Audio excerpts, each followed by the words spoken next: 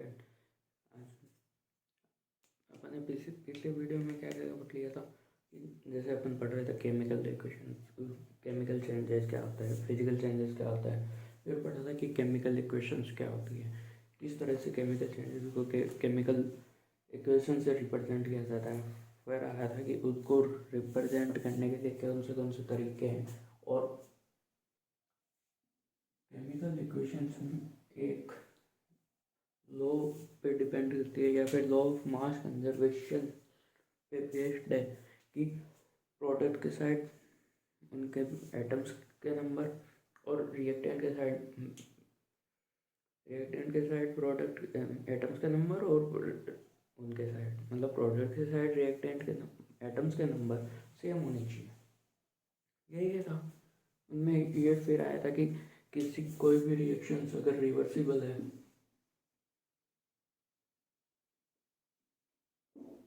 Reversible reactions है तो उसके लिए ऐसा कुछ साइन अपन यूज में ले रहे थे। और आज अपन को पढ़ना है कि केमिकल रिएक्शंस क्या है। केमिकल रिएक्शंस क्या होती है, वो ये जिसमें मीन्स किसी भी सब्सटेंस के अंदर केमिकल चेंजेस हो रहे हैं ना, किसी भी सब्सटेंस में केमिकल चेंजेस हो रहे हैं। जैसे कार्बन की अपन बर्निंग कर रहे हैं ऑक्सीजन के प्रेजेंस में, वो जाके CO2 में कन्वर्ट हो गया, वो एक केमिकल चेंजेस है। केमिकल चेंजेस को ही अपन केमिकल रिएक्शंस कह रहे हैं। किसी भी केमिकल्स के प्रेजेंस में या फिर कोई भी केमिकल कंपाउंड रिएक्ट करके दूसरा कंपाउंड बना रहे, वो केमिकल चेंजेस था। इसी को मैं केमिकल रिएक्शंस बोल रहा हूँ। और केमिकल रिएक्शंस में क्या था कि प्रोडक्ट रिएक्टेंट से बन रहे थे, उनमें उनका मास कंजर्व्ड रहता है। जैसे कि एक रिएक्शन है, जैसे अपन ने देखा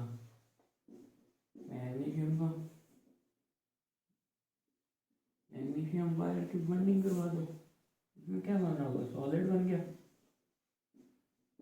ये वाला सॉलिड बन गया। तो इसमें क्या है कि रिएक्टेंट के साइड में भी ऑक्सीजन 2 है, प्रोडक्ट की साइड में भी 2 है। इसमें मैं यही तो था कि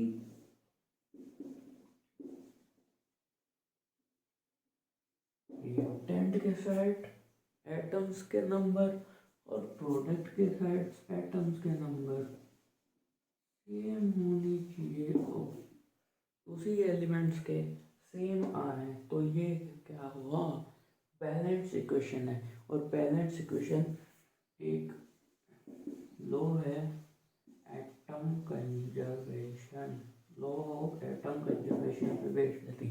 लॉ ऑफ एटम कंजर्वेशन क्या कहता है, किसी भी रिएक्शंस को बैलेंस करने के लिए अगर बैलेंस कर रहे हैं तो उसमें अपने को रिएक्टेंट के साइड और प्रोडक्ट की साइड एटम्स के नंबर सेम रखने पड़ेंगे। जैसे इसमें वो 2 है, ऑक्सीजन 2 है, तो इधर भी तो 2 ही आ रहा है, सेम रखना है तो सेम होगा, तो वो वाली रिएक्शन या फिर वो इक्वेशन बैलेंस्ड होगी। बैलेंस्ड इक्वेशन का ये था कि atom conservation, law of atom conservation, इसी पे बेस्ड है सारी बैलेंस्ड इक्वेशंस। अब ये कि केमिकल रिएक्शंस को भी काफ़ी सारे पार्ट्स में डिवाइड किया गया है कि एटम रिएक्टेंट है वो किस तरह से बिहेव कर रहे हैं, या एटम कंबाइन होकर एक ही प्रोडक्ट्स बन रहा है या फिर कंबाइन होकर 2 बन रहे हैं, फिर कंबाइन हुआ तीसरा कोई भी एक एटम इनमें से निकल गया, कोई अदर मॉलिक्यूल इनमें से निकल गया, या फिर कोई दूसरी रिएक्शन हो रही है। इनके बेसिस पे एक है। और एक रिएक्शन अपन ने सबसे पहले यही तो ये पढ़ी थी, कार्बन की बर्निंग करवा रहे थे। और लॉ ऑफ मास कंजर्वेशन भी तो पढ़ा था लास्ट वीडियो के अंदर। और उसमें वो क्या कह रहा था कि रिएक्टेंट का मास और प्रोडक्ट्स का मास दोनों इक्वल्स होने चाहिए। इसमें अब क्या हो रहा होगा, मास है तो अपन को मास उसको प्रूफ करना है, कैसे करेंगे। तुम लोगों ने कभी भी अपनी जिंदगी में पीरियोडिक टेबल देखी होगी ना, तो उसमें सारे एलिमेंट्स के मास, एटॉमिक मास उस पर लिखे हुए मिल जाएंगे, देख लेना, और भी मिल जाएगा। और कार्बन, एक ही कार्बन है तो एक कार्बन एटम का मास 12 होता है, और यहाँ 2 ऑक्सीजन है, एक ऑक्सीजन एटम का मास कितना होता है? 16 होता है। कितना के तो मुझे नहीं पता, तो मैं बता देता हूँ, 16 होता है। 32 मीन्स रिएक्टेंट के साइड में पूरा टोटल मास कितना आ रहा है? 44। यहाँ पे कितना आ रहा होगा?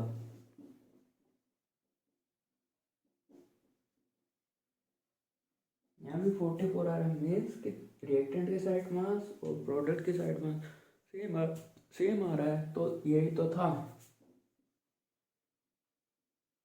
Law of mass conservation. और इसी का और लॉ ऑफ एटम कंजर्वेशन क्या था कि रिएक्टेंट के side atom number of atom और प्रोडक्ट के side number of atom same होने चाहिए, तभी जाके वो केमिकल इक्वेशन या फिर केमिकल रिएक्शन वो बैलेंस होगी। यही तो चलना था। अब अपन को पढ़ना है कि केमिकल रिएक्शंस के टाइप्स ऑफ केमिकल रिएक्शंस। इसमें सबसे पहले फर्स्ट केमिकल रिएक्शंस आती है एडिशन रिएक्शन। एडिशन रिएक्शन में हो क्या रहा होगा? नाम से पता चल रहा है एडिशन। 2 एटम या फिर 2 एलिमेंट्स आके कंबाइन होंगे और कोई तीसरा मॉलिक्यूल बन रहा होगा या फिर प्रोडक्ट फॉर्म हो रहा होगा। उसमें अगर हो क्या रहा होगा कि जैसे 2 atoms combined with each other and form the product, बस इधर। इसमें अपन क्या होना होगा? एक एलिमेंट लिया, ए लिया, फिर बी लिया, दोनों कंबाइन हो गए, ए भी बन गया। कोई तीसरा ना तो कोई रिमूव हुआ है ना कुछ इसमें से निकला है, बस 2 एटम कंबाइन हुए, सीधा दूसरा बन गया। बस यही तो था कि क्या था, chemical reaction in which 2 or more than elements, yeah, 2 or more than atoms combine with each other and form new product, that is called addition reaction। और एडिशन रिएक्शन का सबसे बेस्ट एग्जांपल्स क्या है, वो इस चैप्टर के अंदर मैं सबसे ज़्यादा यूज़ कर ही रहा हूँ। अभी यूज़ करा था, सामने लिखा था, दोनों एलिमेंट्स कंबाइन हुए और तीसरा एक कुछ नया ही बन गया। तो ये क्या है कि एडिशन रिएक्शन। एडिशन रिएक्शंस का एक बेस्ट एग्जांपल्स और भी है कि इथीन था ना या फिर एल्कीन, इसकी का करवा दो हाइड्रोजनेशन। हाइड्रोजन से रिएक्शन होगी तो क्या होगा? एक बॉन्ड टूट के सीधा हाइड्रोजन ऐड ही तो है इसमें, और हाइड्रोजन का कॉम्बिनेशन मतलब combine with each other form new product, that is called addition reaction. और ये निकल क्या काम करेगा यहाँ पे? निकल यहाँ पे है एज ए कैटलिस्ट यूज में लेंगे। कैटलिस्ट वो कंपाउंड्स होते हैं, catalyst are those compounds which are not participate in the chemical reaction but can increase the rate of reaction। और कैटलिस्ट इसी चैप्टर्स के अंदर पूरा डिटेल में है, पूरा डिटेल में अपन कैटलिस्ट को पूरा ही पढ़ेंगे। नेक्स्ट रिएक्शन आते हैं दोनों का। सेकेंड रिएक्शन है डिस्प्लेसमेंट रिएक्शन। और डिस्प्लेसमेंट रिएक्शन से नाम से पता चल रहा है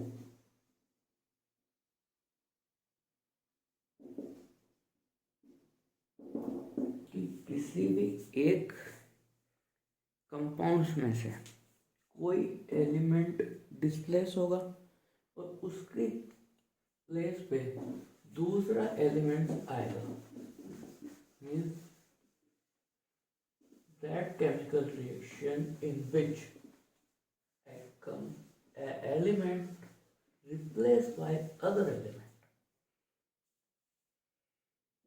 जैसे एक सिंपल एग्जांपल है, ए कंपाउंड है ए बी, एक एलिमेंट्स कोई भी मान लिया सी है,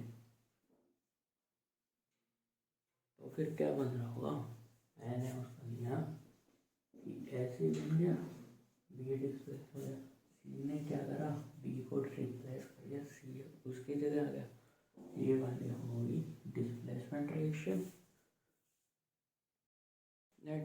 डिस्प्लेसमेंट रिएक्शन का सबसे बेस्ट एग्जांपल ये वाला है, इसमें कॉपर सल्फेट था, कॉपर सल्फेट जेडन ने रिएक्ट करा, फिर क्या करा, जेडन ने कॉपर को रिप्लेस कर दिया फिर डिस्प्लेस कर दिया, तो ये जेडन सपोर्ट बन गया। इसमें ये ऐसा हुआ क्यों, क्योंकि जेडन की रिएक्टिविटी कॉपर से ज़्यादा होती है, इसलिए ये इसको रिप्लेस कर सकता है, कर दिया। और ये कॉपर सल्फेट है ना, इसका कलर ब्लू होता है, इसीलिए इसको ब्लू विट्रॉयल बन सकता है। ब्लू विट्रॉयल यही है कि इसमें से क्या हुआ, जेडन कॉपर सल्फेट से रिएक्ट करा, तो उसमें क्या होगा, कॉपर सल्फेट के ब्लू कलर को ये जिंक सॉलिड, जिंक इसके साथ रिएक्ट करा तो कॉपर सल्फेट के ब्लू कलर को डिसअपियर कर देगा, उसमें से डिसअपियर हो गया, ये वाली स्पीशीज बनी। इसमें ये वाली बेसिकली देखा जाए तो इसमें क्या हो रहा होगा, इन जीरो में यहाँ क्या है +2 में आया, इसमें दो टर्म्स और जनरेट होती है, एक ऑक्सीडेशन और रिडक्शन। ये वाली दो टर्म्स है क्या क्या होती है, ये थोड़ी देर में बाद में अभी पता चल जाएगी कि क्या होता है क्या नहीं।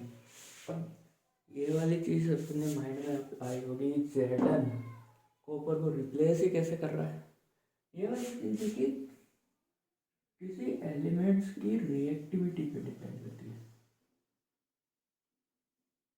कि कौन सा एलिमेंट किससे ज़्यादा रिएक्टिव है। वो तो एक टेबल है, बुक के अंदर टेबल दी हुई भी है, उससे अपन पता लगा सकते हैं। जैसे एक हुआ कोई, उसमें है ना एक रेफरेंस कंपाउंड लिया हुआ है, रेफरेंस एलिमेंट, उससे ऊपर वालों की रिएक्टिविटी ज़्यादा होती है, नीचे वालों की कम होती है, कैसे है वो भी बताता है। अब देखना इसमें क्या हो रहा था, एक टेबल थी उसमें रेफरेंस कंपाउंड्स, इस वाली सीरीज एक्टिविटी सीरीज है, इसमें है ना कि जो ये हाइड्रोजन है इसको रेफरेंस कंपाउंड्स लिया गया है कि जो हाइड्रोजन से अप वाले हैं उनकी वो मोर रिएक्टिव कंपाउंड्स होंगे, और जो हाइड्रोजन से नीचे वाले हैं ना वो लेस रिएक्टिव है। जैसे ये तो था, इस वाले रिएक्शन में क्या आ रहा था, कॉपर सल्फेट प्लस जिंक, ये वाला जिंक वाला कंपाउंड हाइड्रोजन से अप है तो इसकी रिएक्टिविटी ज़्यादा, तो ये इसको रिप्लेस कर देगा, और ऐसे किस टाइप से बनती है कि जो सबसे ऊपर है वो मोर रिएक्टिव होगा और नीचे वाला रिएक्टिविटी कम हो रही है, means decreasing order of reactivity. ऐसा चलता रहता है इस वाली चीज में कि डिस्प्लेसमेंट रिएक्शन में वही वाला एलिमेंट किसी दूसरे को रिप्लेस कर सकता है जिसकी रिएक्टिविटी ज़्यादा है, वो लेस रिएक्टिव को रिप्लेस कर देगा। और इसका ब्लू कलर का इस वाले के अंदर रिएक्शन में ब्लू कलर इसमें डिसअपियर हो जाता है। इस चीज़ आती है कि ये तो था कि सिंगल डिस्प्लेसमेंट, अब एक वाली चीज़ आएगी डबल डिस्प्लेसमेंट, कोई भी रिएक्शन हो रही है इसमें सिंगल एक ही एलिमेंट डिस्प्लेस हुआ, कोई रिएक्शन ऐसे भी तो हो सकती है, तो दो एलिमेंट डिस्प्लेस हो सकते हैं, दो एलिमेंट डिस्प्लेस होंगे तो वह वो कौन कैसी रिएक्शंस हो सकती हैं। जैसे एक सिंपल सा ले ले रहा हूँ, इसमें क्या होगा, पहले क्या दिया था Fe+C लिया था, इसमें दो कंपाउंड्स आ गए, इसमें एक एलिमेंट जिसमें मैंने मान लिया ए को रिप्लेस कर रहा है C और बी को रिप्लेस कर रहा है D, तो क्या हो जाएगा Fe+ ऐसे ही तो हुआ,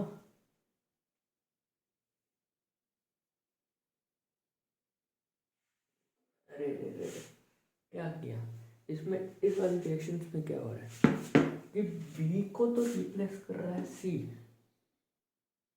बी को रिप्लेस कर रहा सी, और डी की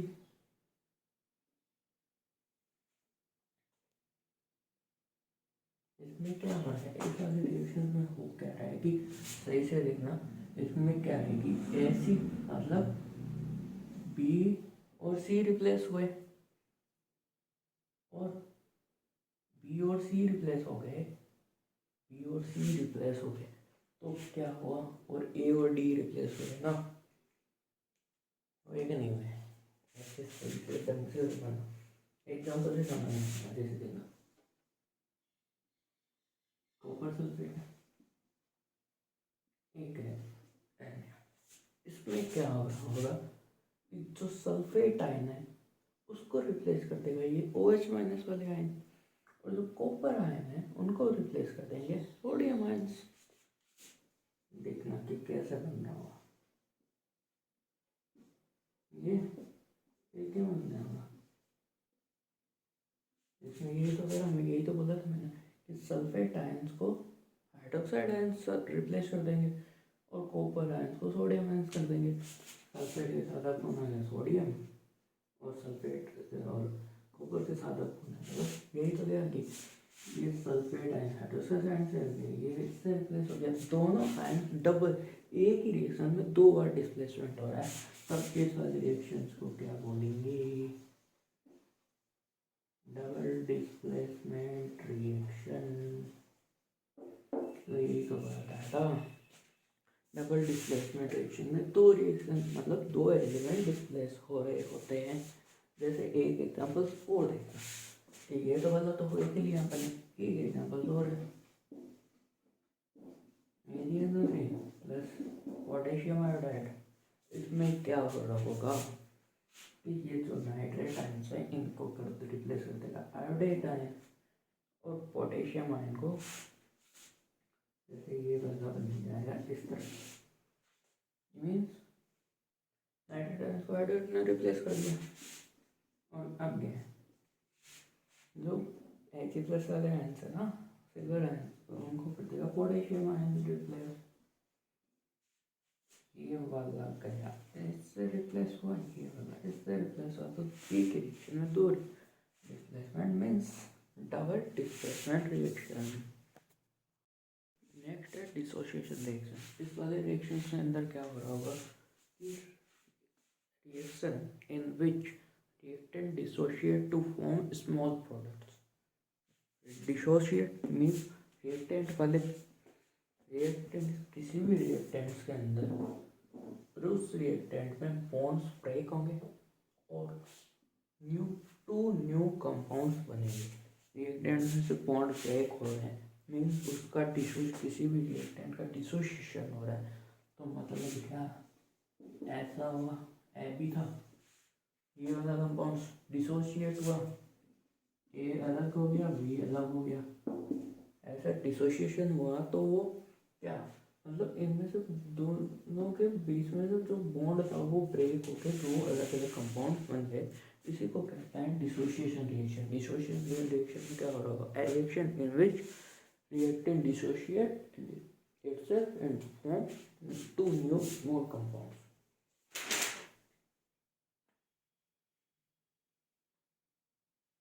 डिसोसिएशन में हो गया होगा, और एक चीज और डिसोसिएशन का एक एग्जाम्पल है, जैसे ये है CaCO3 एक ही कंपाउंड है, इसमें से क्या हो रहा होगा डिसोसिएशन हो रहा है, तो सब टूट गया, तोड़ने के लिए कुछ ना कुछ एनर्जी भी होगी, वो एनर्जी किसमें है क्या है वो सब अपन तो देखेंगे। डिसोसिएशन हो रहा होगा तो दो न्यू कंपाउंड्स बन रहे होंगे, जैसे एक तो CO2 गैस ही बन गई और एक ये सॉलिड वाला बन गया, सॉलिड से सॉलिड और एक गैस बन रहा है। अब ये कि डिसोसिएशन भी कितने टाइप से हो सकता है, 3 टाइप से हो सकता है। फर्स्ट कोई डिसोसिएशन करवा रहे हैं किसी भी कंपाउंड का, तो अपन को एनर्जी देनी पड़ेगी, एनर्जी भी फ्री ग्रेड से दे सकते हैं। फर्स्ट वन है कि एनर्जी अपन दे सकते हैं,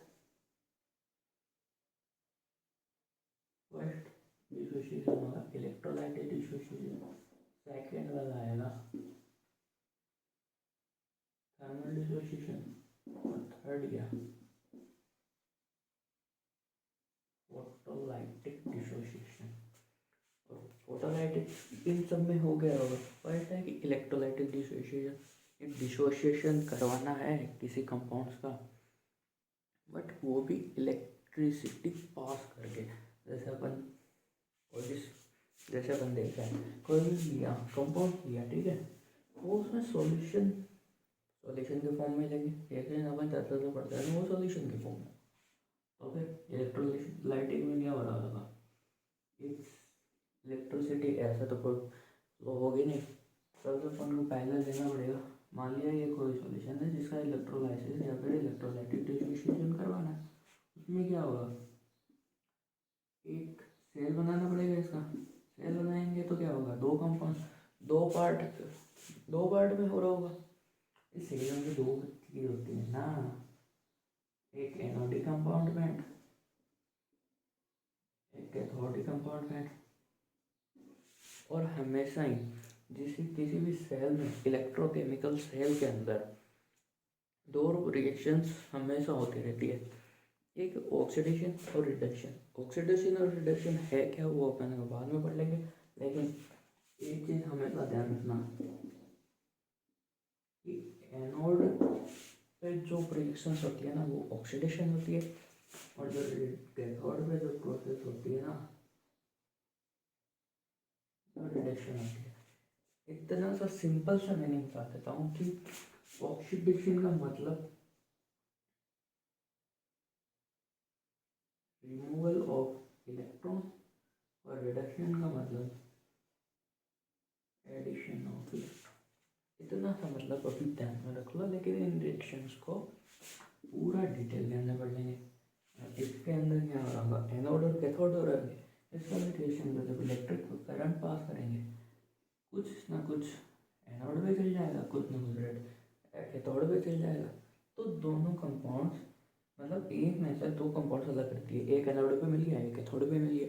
ऐसे तो इलेक्ट्रिसिटी पास करके अपन को इलेक्ट्रोलाइटिक डिसोसिएशन हो रहा होगा ना।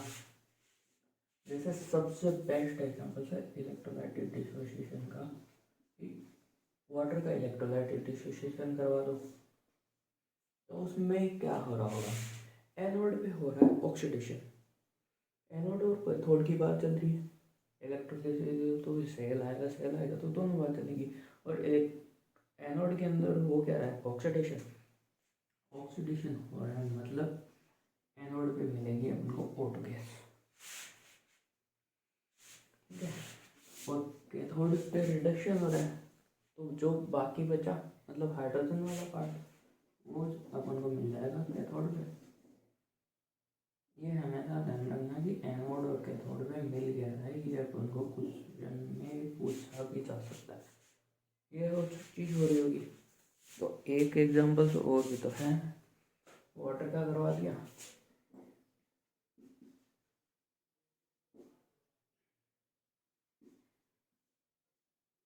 Liquid aqua solution, aqua NaCl का अपन इलेक्ट्रोलाइसिस या फिर इलेक्ट्रिक करंट पास करके इसका करवा रहे हैं ना डिसोसिएशन। उसमें देखना है कि अपन को क्या हो रहा होगा, एक Cl, इसके अंदर वाटर है तो ऑक्सीजन भी होगा, हाइड्रोजन भी होगा। तो अब ये पता करना है कि वाटर एनोड पे कौन मिलेगा, कैथोड पे कौन मिलेगा। एनोड है तो ऑक्सीजन मिलनी चाहिए, बट होता क्या है कि यहाँ पे एक्वा NaCl के केस में Cl2 मिलती है। ऐसा क्यों मिलता है, क्योंकि Cl2 का जो इसमें जो टर्म्स है वो अलग से, अगर टाइम मिला तो मैं बता दूंगा, लेकिन इसमें एक चीज़ और होती है, जिसका इलेक्ट्रोड पोटेंशियल ज़्यादा है, या फिर एनोड की बात हो रही है तो ऑक्सीडेशन है, ऑक्सीडेशन पोटेंशियल की बात हो रही होगी, ऑक्सीडेशन पोटेंशियल जिसका ज़्यादा होगा वो एनोड पे मिलेगा। और यहाँ पे ऑक्सीजन का ऑक्सीडेशन पोटेंशियल ज़्यादा नहीं होता, Cl2 का होता है, इसलिए तो ये एनोड पे Cl2 मिलती है।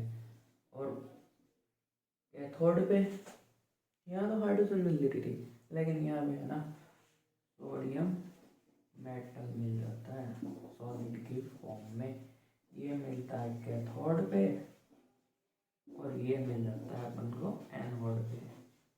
ऐसे ऐसे सब कुछ होता है इलेक्ट्रोलाइटिक डिसोसिएशन के अंदर। और जो ये थर्मल डिसोसिएशन है फोटोलाइटिक है। थर्मल डिसोसिएशन नाम से ही पता चल रहा है, वो वाली डिसोसिएशन जो थर्मल मीन्स हीट की प्रेजेंस में हो रही होती है। जैसे ये वाला रिएक्शन है ना, हीट की प्रेजेंस में हो रही होगी। That dissociation will take place in the presence of heat is called thermal dissociation। और ये रिएक्शन है ना थर्मल, जो हीट के प्रेजेंस में ये हो रही होती है। और कभी भी जब भी डिसोशिएट करवाना है किसी भी कंपाउंड को, हमेशा ये ध्यान रखना कि अगर कोई भी गैस प्रोड्यूस हो रही है या फिर गैस लिबरेट हो रही है ना, गैस को निकालने की कोशिश करो। इसमें से गैस निकल रही थी, CO2 को निकाल दिया, जो बचा बाकी खत्म, सॉलिड की फॉर्म में रह जाएगा। ये ऐसी इसी ही तरह से चलता रहता है, ठीक है। और नेक्स्ट आएगा कि फोटोलाइटिक डिसोसिएशन क्या है। फोटोलाइटिक नाम से ही पता चल रहा है कि जो ये वाली रिएक्शन सनलाइट की प्रेजेंस में होगी और एनर्जी है, सनलाइट आ रही है और सनलाइट भी जो एनर्जी आ रही है ना, उनको एनर्जी के छोटे छोटे जो पैकेट्स है उनको फोटॉन्स कहा जाता है। इसीलिए इसको नाम फोटोलाइटिक है। इसको h से प्रेजेंट किया जाता है। और सबसे बेस्ट एग्जांपल फोटोलाइटिक डिसोसिएशन में एनर्जी जो आ रही है ना सनलाइट से, उसके प्रेजेंस में हो रही होगी। सबसे ये बेस्ट है। इसको थोड़ा h के प्रेजेंस में टूटेगा तो देखना, हाइड्रोजन ब्रोमीन इनके बीच में जो बॉन्ड है ना, जो 2 इलेक्ट्रॉन से बना हुआ, एक इलेक्ट्रॉन इसने अपना ले लिया, इसने अपना ले लिया, ये जो बना है ना इसको बोलते हैं फ्री रेडिकल। फ्री रेडिकल क्या बन रहा होगा, एक और होगा, क्योंकि 2 मॉलिक्यूल लिए थे अपन ने, जिसमें ऐसा होगा कि एक बॉन्ड यहाँ से बन जाएगा, एक बॉन्ड यहाँ से बन जाएगा, बनेगा क्या, हाइड्रोजन और ब्रोमीन, दोनों गैस लिबरेट हो गई, तो बात खत्म। इसी तरह तो हाइड्रोजन मतलब अपने डिसोसिएशन पर है। इलेक्ट्रोलाइटिक में क्या, इलेक्ट्रिसिटी करंट पास करके अपन ने तोड़ा, और थर्मल में क्या, हीट देके तोड़ दिया। इसमें क्या है, सनलाइट भी यूज करके तोड़ दिया। बस इसी तरह रिएक्शन चलती रहती है। कोई सिंपल काम सा है इसमें, अपन को ज़्यादा पढ़ना भी नहीं। नेक्स्ट आएगी कि स्लो रिएक्शन क्या है, जो रिएक्शन धीरे हो रही होगी। फास्ट रिएक्शन क्या होगी, जो रिएक्शन तेज हो रही होगी। अब इनको पूरा डिटेल में ना नेक्स्ट वीडियो के अंदर पढ़ेंगे, इसीलिए एक बहुत लंबा वीडियो हो जाएगा, इसलिए मैं यहाँ पे एंड कर रहा हूँ। Thank you so much for watching.